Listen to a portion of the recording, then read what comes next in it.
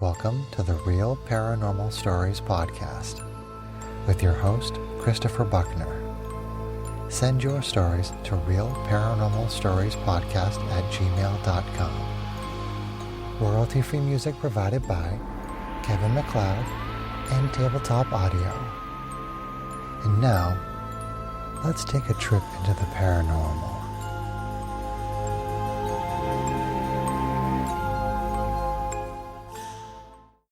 This story comes from a Reddit user who wanted to remain anonymous.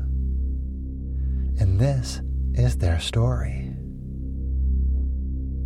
I teach kindergarten in a building that is over 100 years old, built in 1907, and is on the National Register of Historic Places.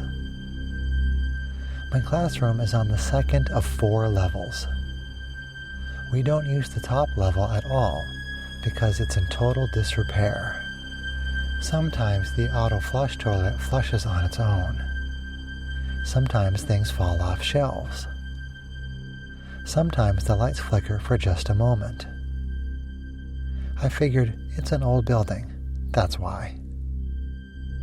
Anyway, last year around parent-teacher conference time, I sent home a little questionnaire for parents asking what they would like to discuss at the conference. One of the questions was, what friends from school does your child talk about at home? Social and friendship skills are a big part of kindergarten. That's why I asked. 7 of the 20 children in the class had Alex listed as a friend. There is no Alex in our entire school. I asked them who Alex was. Imaginary friends are common in young children, but for them to all have the same name was a little unsettling. They said things like the quiet boy. He sits on the stool by the bookshelf always. He cries a lot. I figured it was just their imaginations, and they talked to each other about it. Then, yesterday, we were doing a tidy-up of the classroom. I moved some furniture around. One of the kids came up to me and said, Alex wants you to put the stool back by the bookshelf so he can look out the window when you read stories. And that is their story. This story comes from Reddit user J.H. Bean Co. And this is their story. This took place in the late 90s, early 2000s. So we had internet, but it was slow dial-up, and I don't remember Google really being a thing yet. When I was around 9 or 10 years old, my mom got remarried, and we moved into a bigger house to accommodate our now family of 5. Most of the houses in the neighborhood were built in the 70s and 80s. The house was okay overall. 3-bedroom, 2-bath ranch style with a finished basement. One weird thing about the house was the feeling I got on the staircase that led downstairs. It is hard to explain, but I got the worst feeling on that staircase every single time I ever had to use it, coming and going, like you were going to be pushed or pulled down the stairs. It was a finished downstairs area with a built-in bar and lots of living space, so it's not like it was a creepy basement. It was completely irrational, but I hated that staircase. We later found out that the man who lived there previously had died in the house. I'm not sure his manner of death, but his widow didn't bother to pack up his man cave downstairs, and we were left with a lot of his belongings. I never talked to my family about the weird feelings on the staircase, and chalked it up to my imagination.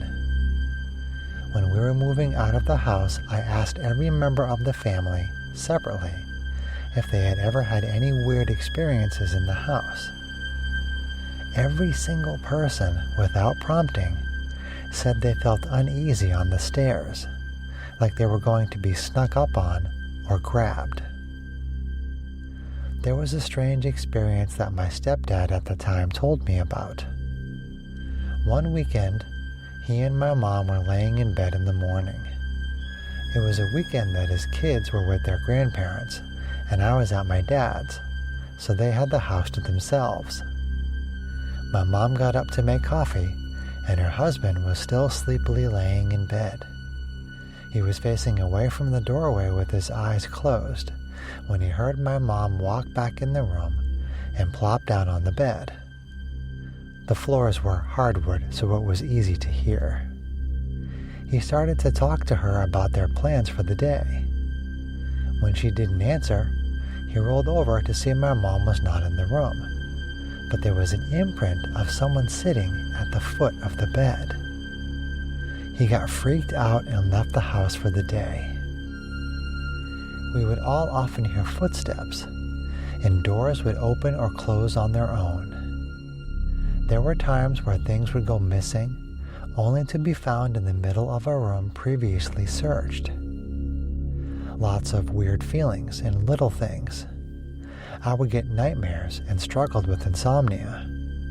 Not sure if that was related, but it only ever happened in that house. One time, the old industrial whole house attic fan that hadn't worked in years came on in the middle of watching a paranormal movie, blowing papers everywhere and being loud as fuck, scaring everyone until we figured out what was happening. Nothing super crazy, but still, the weird gut feelings you would get in that house were intense. And that is their story.